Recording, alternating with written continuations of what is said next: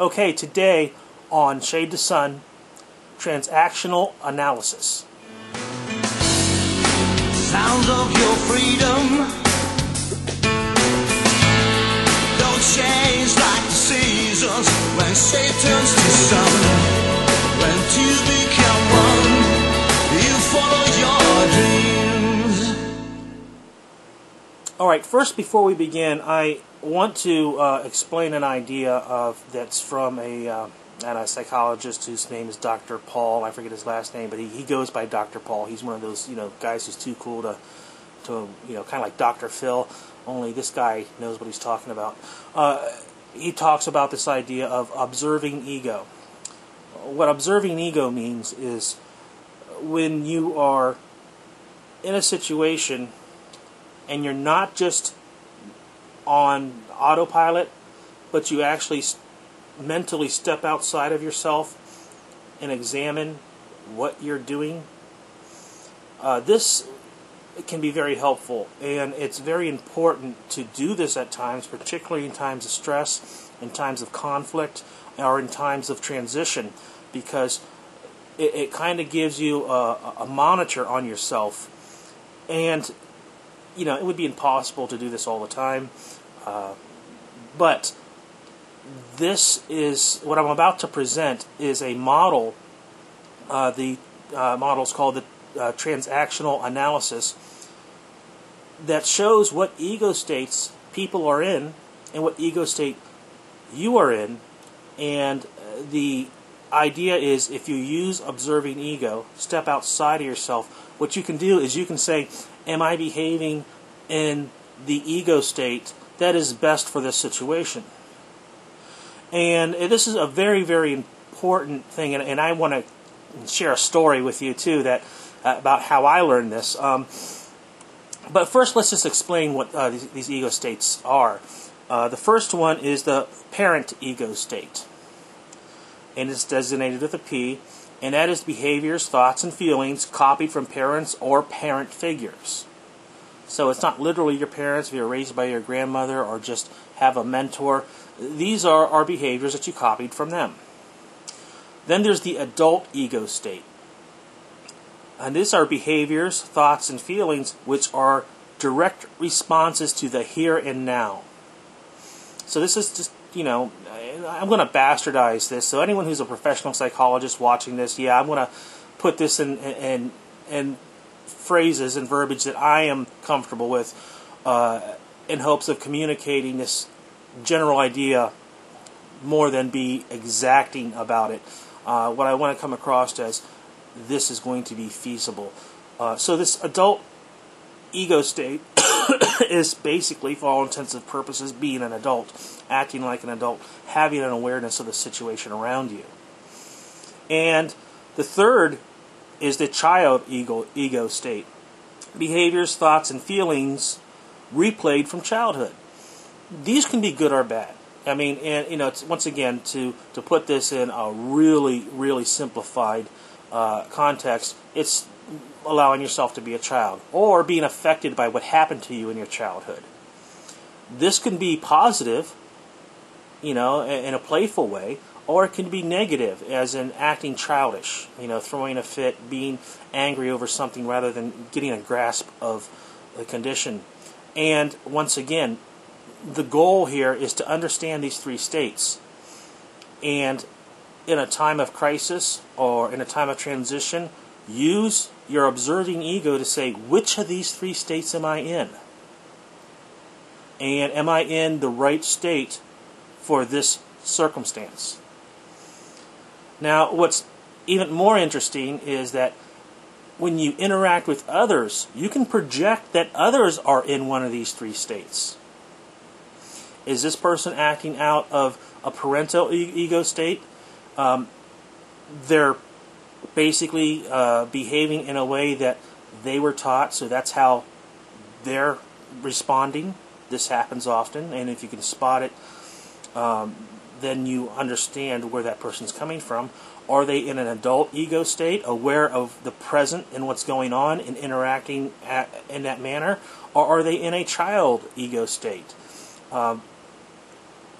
And then you realize the state that you're in and the state that they're in creates the dynamic for what type of interaction you have. So what happened to me was there was this barmaid that I became really good friends with. I mean, she was a doll. I mean, she just, you know, I would tease her and we would joke, and it was, you know, really playful. Sometimes we'd have serious conversations, so we were both in the adult ego state. A lot of times I was in the child state, just kind of playing games and being, you know, kind of being a jerk for fun's sake, and she was, you know, playing the adult role interaction, and that was, you know, pretty much the dynamic of how we interacted almost all the time. But I didn't know this model at this time. All I knew was this gal was a lot of fun. We had a lot of great talks. You know, eventually she introduced me to her family. She's a really cool, one of the coolest barmaids I think I've ever encountered in my entire life. So like I say, we became good friends. And what ended up happening one day is I go in and she throws a fit. There's some little thing going on, and she's just giving me the business and just blew up at me, and I'm like, what the hell is going on here? I mean, you know, I was just confused because I never saw this side of this person before. And so I just finished my drink and got the hell out. I said, you know, I go out to have fun. I don't go out to have the barmaid give me a hard time. What the hell's up with this? And at the time, you know, and this is part of our dynamic, I was studying human nature and studying things, and I was reading this book by Byrne called Games People Play, and this is where I discovered this model. And then I realized, you know, I was so used to the certain dynamic that we had all the time that when she was in the child ego state, I did not have that observing ego to recognize that. And after I learned this model, I was excited. I was all excited to see her again because now I understood what had happened. And so the next time I saw her, I went to the bar, I ordered a drink, and she's like, well, you know, I'm sorry I was such a bitch the other day. And I'm like, listen, you know what, you don't even have to apologize, I get it. And we come up with an arrangement. I said, you know what, it just took me by surprise. I tell you what, if you feel you have to have a bitch session, just let me know in advance. Just say, Rob, I'm in a mood, and I'll just sit and let you go off for 10 minutes. And that was something that we began to do. You know, I'd come in and I'd say, how you're doing, and she'd say fine, and we'd go back to the way we normally interacted. But then there were other times where I'd come in and she'd say, Rob, I need to bitch. And I said, fine, just let it rip. And so I was then taking the ego state of the adult and just letting her vent, just letting her just rant and rave and do whatever. And then she'd finally take a deep breath and say, I'm done. You know, good. Now let's go back to, you know, having our entertaining exchange rather than, it was so cool that I found this model because I began using that observing ego to see what state am I in, what state is the other person in, and if I'm not in the right state, I might have to adjust my state in order to be where I need to be for that other person. So, you know, there are going to be people in your life who, no matter what you do, they're going to, they're just going to be a pain. And yes, sometimes you need to close the door on certain relationships. But there are other times where if you practice this and you say, well, what state am I in? What state are these people in? Maybe, you know what, I will be the bigger person. I will be the adult.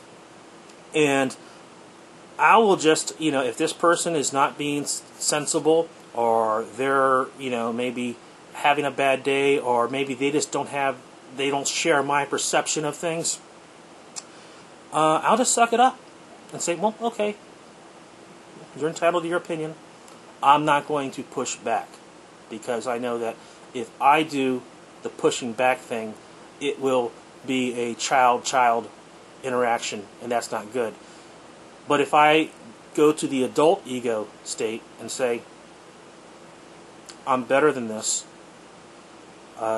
it'll get you through a lot. I remember I had a friend who used to annoy me so much because we knew how to push each other's buttons. And when he pushed my buttons, I got frustrated and didn't know what to do. But every once in a while, when I would be pushing his buttons, he would just look at me and say, well, you're entitled to that opinion. Or, I'll give that as much consideration as it deserves. And this drove me crazy. Sometimes he wouldn't say anything. He just could give a, you know. Well, what he was doing was he was withholding argument. He was basically being in that adult ego state. And it just put me more in the child state because I didn't know how to respond to it and got frustrated with it. And then once I learned that this is a tactic, then I learned that I could use that when people were pushing my buttons. Just say, well, you might be entitled to that opinion.